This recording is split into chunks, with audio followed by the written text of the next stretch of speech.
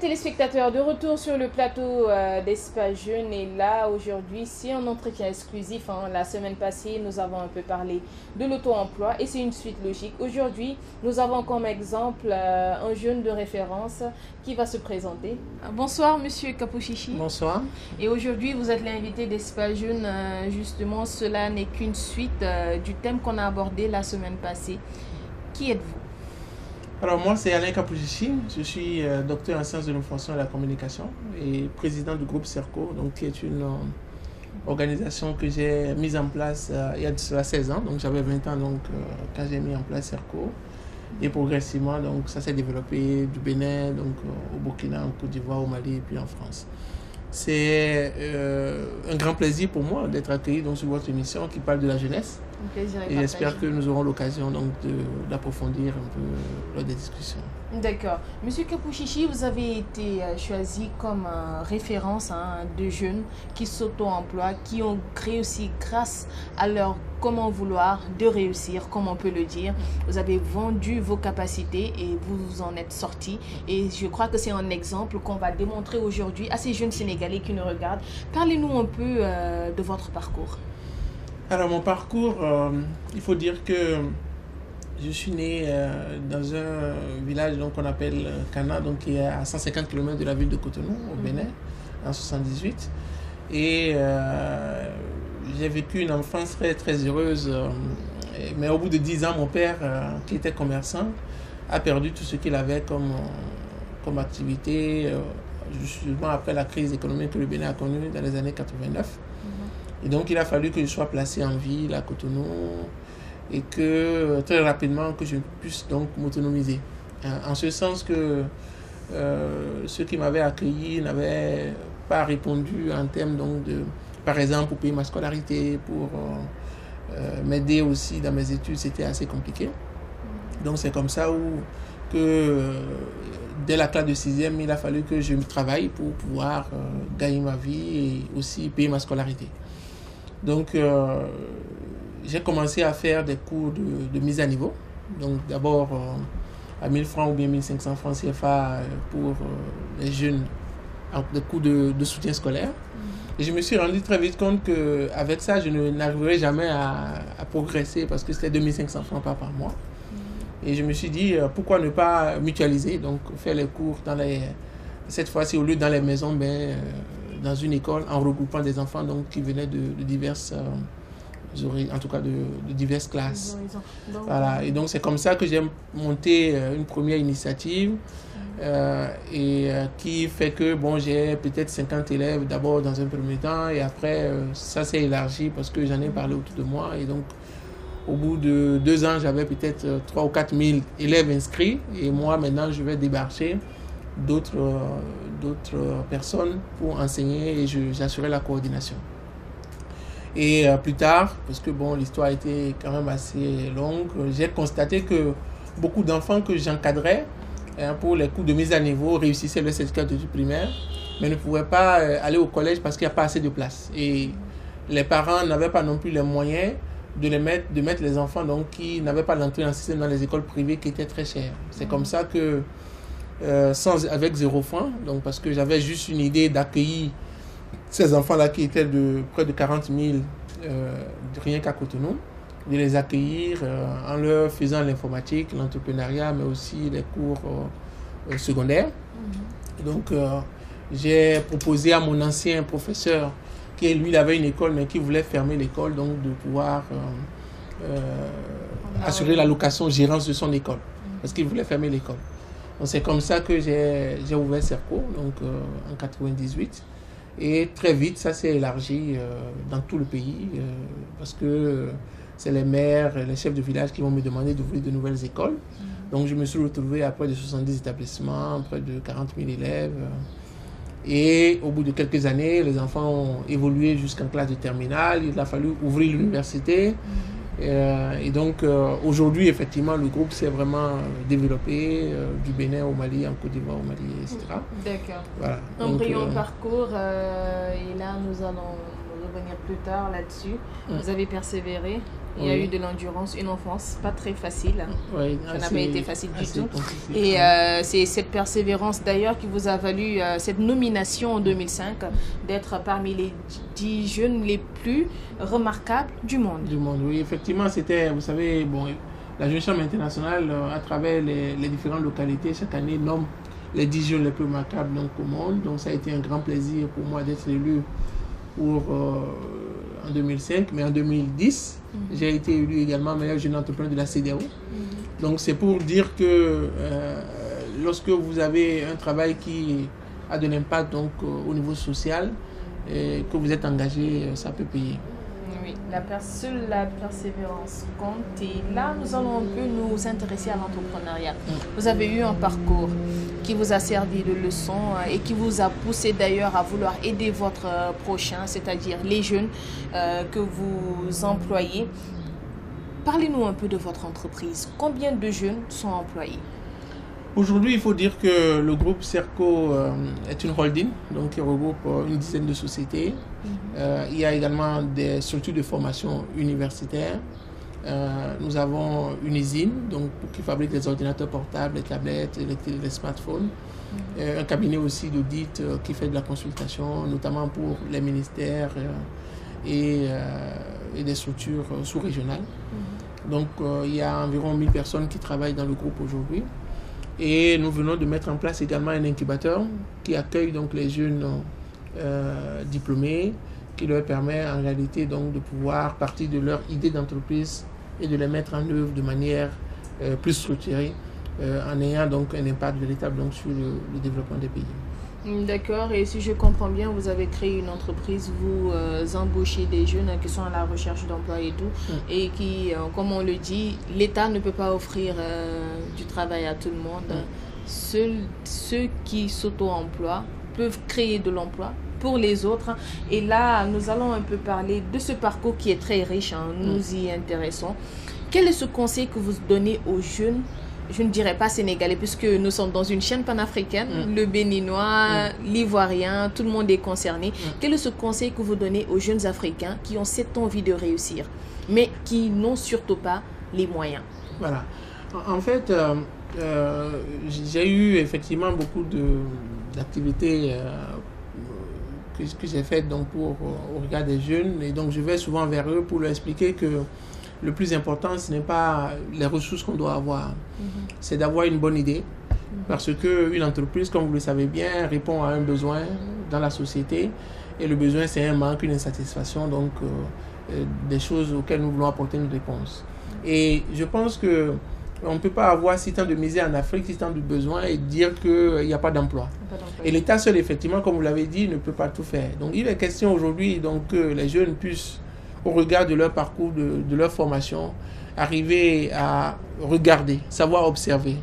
Et je disais sur un plateau de moins à Paris que quand en fait on regarde, ce n'est pas pour voir la beauté seulement des choses, pour voir quand je vous regarde, vous êtes une belle dame, mais je veux aussi voir quel est le besoin que vous avez aujourd'hui et qu'est-ce que moi je peux vous donner qui pourra permettre par exemple que vous me donnez en échange quelque chose. Et donc c'est cet échange-là, cet esprit en fait de service, mais en même temps de retour que le jeune doit savoir deviner et anticiper en créant du moins une entreprise. Donc le premier conseil, c'est vraiment de savoir bien observer et d'avoir confiance en lui en se disant que on ne peut pas avoir toutes les capacités, on ne peut pas, mais savoir connaître ses forces, ses faiblesses.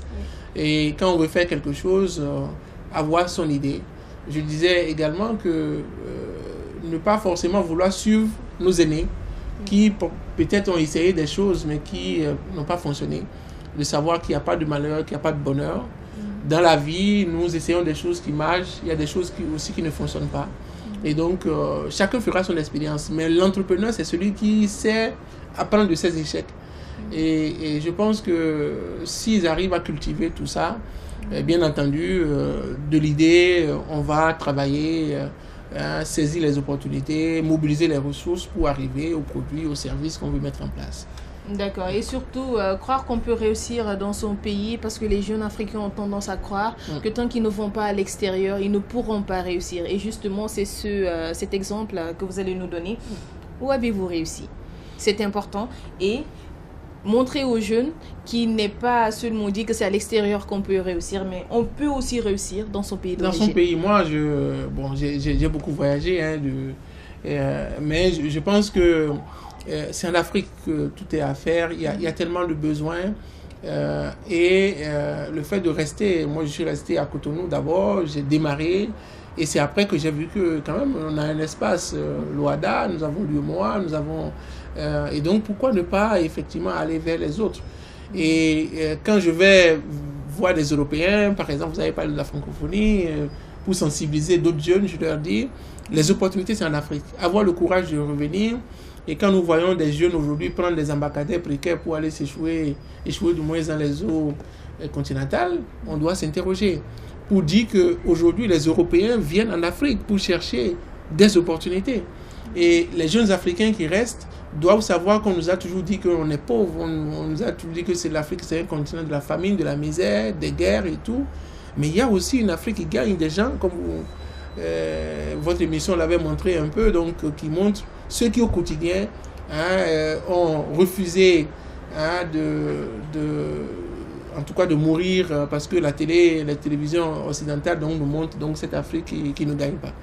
Et donc vraiment, effectivement, il faut une bonne formation, il faut un bon cadre législatif qui permette aux jeunes de partir de son idée, mais de ne pas aussi compter forcément donc, sur un État providentiel qui a cessé d'exister et de pouvoir oser. C'est le message fort que je peux dire aux jeunes.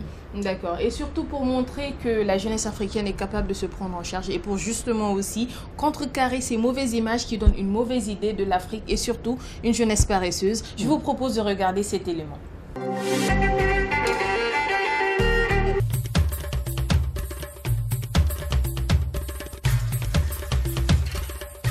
Pendant longtemps, le train de la révolution scientifique et technologique semble avoir oublié un continent, l'Afrique. Mais ce temps est bien révolu. Malgré les moyens limités, l'Afrique a commencé à se faire de plus en plus une place dans le monde très restreint de l'innovation technologique. De nombreux projets ont déjà vu le jour dans les domaines de l'agriculture, la santé, les transports ou l'énergie et représentent un vrai gage d'avenir pour l'économie du continent. Voici une initiative qui va sans doute révolutionner l'enseignement supérieur en Afrique. Direction Cotonou au Bénin. Bienvenue au groupe Serco. Cet imposant bâtiment abrite un technopôle de formation supérieure. Spécialisé dans les formations, licence master et doctorat, le groupe Serco est déjà présent au Bénin, au Burkina Faso, au Mali, en Côte d'Ivoire et bientôt au Sénégal, Togo, Ghana et au Nigeria. Son fondateur, Dr Alain Kapotiti, est un jeune entrepreneur africain, jeune manager, dynamique, pragmatique, reconnu et primé à plusieurs reprises pour ses innovations. Bus de l'Internet, système SMS je sais tout, serveur vocal interactif, tableau numérique et système de visioconférence, etc. Couronné en 2005 parmi les 10 jeunes les plus remarquables du monde, ces distinctions ne se comptent plus. C'est fort de ses expériences au sein de son institut et de plusieurs autres universités publiques africaines qui ont déjà sollicité son expertise et, avec l'appui de la CEDEAO, qu'il a élu meilleur jeune entrepreneur en 2010 dans le domaine de l'innovation, qui lance une nouvelle initiative Open for Africa. Le projet Open for Africa, c'est avant tout le fruit des expériences et des innovations du groupe Serco mises à la disposition de toute la communauté universitaire africaine, notamment francophone. En quelques mots, Open for Africa, c'est une usine d'assemblage et de production où sont assemblés des ordinateurs portables, des tablettes tactiles et des smartphones de la marque Open. C'est aussi plusieurs équipes de développeurs informatiques pour l'intégration et la personnalisation d'applications ouvertes. C'est enfin et surtout un écosystème, une communauté ouverte pour l'enseignement supérieur africain et un incubateur d'entreprises qui partageraient la même philosophie, Open. Open pour dire ouvert sur le monde, à travers un coût accessible, une garantie de 2 ans pour les matériels mis à la disposition donc des communautés. Open pour dire Open Society parce que nous mettons des applications qui sont libres et donc accessibles pour leur réutilisation. Et enfin, open, pour créer une communauté où chaque étudiant ne sera plus isolé et travailler seul sur son ordinateur, mais travailler dans une communauté où les ressources sont partagées. Preuve de la grandeur du projet et des ambitions de Dr Alain Kakochichi, docteur en sciences de l'information et de la communication, voici l'usine d'assemblage mise en place au sein de la technopole Serco à Cotonou. C'est une première en Afrique de l'Ouest francophone, moderne, respectueuse des standards internationaux, avec une capacité de production de 5500 appareils mobiles par semaine. Et là, nous sommes de retour sur le plateau. Vous l'avez regardé, hein, ça, c'est un exemple typique et concret que l'Afrique est consciente et que ces jeunes sont en train d'entreprendre pour son développement, n'est-ce pas? Oui, je pense qu'il faut surtout croire que tout ça a commencé à 0 francs. Hein. Je n'avais pas d'argent, je n'avais pas de parents, je n'avais pas de banque pour m'aider. Et donc, cette foi, cette conviction qu'on peut travailler, et qu'il faut partager, c'est le cadre aussi de l'émission, avec les jeunes et leur dire qu'on peut partir de zéro et arriver à avancer. L'argent n'a pas d'idée, seules les idées font de l'argent. Ce qui est important, c'est d'avoir une bonne idée qui réponde à un besoin qu'on peut capitaliser et après on innove au quotidien pour profiter vraiment donc, de l'environnement que l'Afrique nous donne. D'accord. Comme on le dit, l'appétit vient en mangeant. Il faudrait avoir de la volonté pour pouvoir y arriver et croire en ses propres projets. Et là, nous sommes presque au terme de cette émission. Vous avez donné des conseils et tout. Concernant la pratique, avez-vous un outil de référence pour que les jeunes puissent s'y baser justement pour pouvoir devenir plus tard un jour comme vous? Alors, il n'y a pas de secret. J'ai toujours dit que ma vie elle est particulière. La vie de Nelson Mandela que j'aime bien est particulière et donc nous n'allons jamais ressembler aux autres. Chacun va faire son expérience, chacun va essayer, va tomber, mais surtout cette envie de toujours donc, se relever, d'apprendre de ses échecs. Cette persévérance, vous l'avez dit, qui doit aussi la remise en cause permanente. Moi, je suis quelqu'un qui n'est jamais satisfait de ce que je fais. J'ai beau vouloir du moins faire de grandes choses. Dès que je les ai réalisés, je les oublie aussitôt et je pense à de nouveaux défis. Et l'Afrique a besoin de jeunes qui croient en notre continent, en ses capacités et au fait que non, nous ne sommes pas du tout pauvres, nous sommes très riches. Tout au moins des hommes que nous avons, des ressources naturelles que l'Afrique aussi, et il reste maintenant la stratégie et que la gouvernance donc, puisse être meilleure. Et là, puisque nous parlons d'outils de référence, je vois qu'il y a des livres sur la table. Le premier s'intitule « Réussir à 25 ans » et l'autre « Quelle université ?» Quelle université pour quelle Afrique? D'accord. Quelle université pour quelle Afrique? Voilà. Parlez-moi un peu de ces ouvrages. Voilà, effectivement, donc en 2005, quand j'ai été élu parmi les 10 jeunes plus remarquables du monde, j'ai estimé qu'il faut que l'expérience soit partagée et que ce qui est important, ce n'est pas là où je suis aujourd'hui, mais ce que j'ai fait, comment j'ai commencé, quels sont les obstacles, les difficultés que j'ai surmontées. Et donc, je parle de ma vie et surtout donc, les mauvaises... en tout cas, comment je les ai surmontées. Donc, c'est un peu le livre ici à 25 ans d'exemple africain.